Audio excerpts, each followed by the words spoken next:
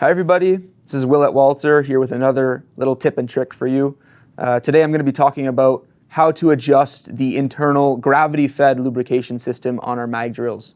Lubrication is very important when we're drilling holes. It's part of our drilling triangle, right? We have speed, feed, and lube, and it's very important that we have enough lubricant hitting our cutter when we need it to.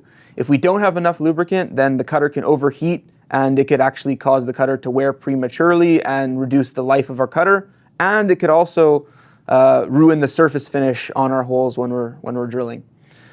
If we put too much lubricant, well, that can make a really big mess and it could cause some problems with magnet adherence to our metal.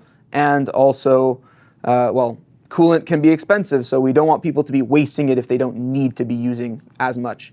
So the first step that I'm going to do is make sure that the valve on our tank is closed. And then I could actually lower the cutter to my workpiece or table so that our pilot pin is slightly depressed. So after we've lowered the cutter down to the surface, this is going to depress the pilot pin into the drill, and it's going to open up the valve so that we can empty out the tube on our drill. Once the tube is empty, this is when we could start playing with the valve on our tank so that we could adjust the flow of coolant to the right speed that we're looking for, depending on the diameter of the cutter, depending on the material we're drilling. So to do this, what I'm going to do is make sure that our pilot pin is still depressed, so it's still pushed up a little bit, so the valve on the cutter side of the tool is still open. And then I'm going to slowly open the valve on the tank, and we can see that the coolant is going to start flowing through the tube, and we can open it a little bit more or close it a little bit more to make sure that the speed is exactly what we want it to be.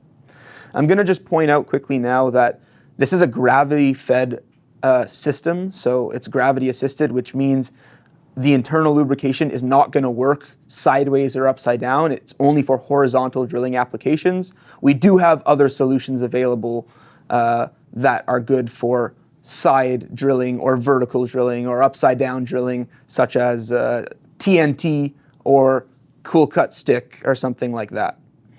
So that's how I adjust the coolant in a nutshell. I hope you learned something new today. It's a nice little quirk on our drills.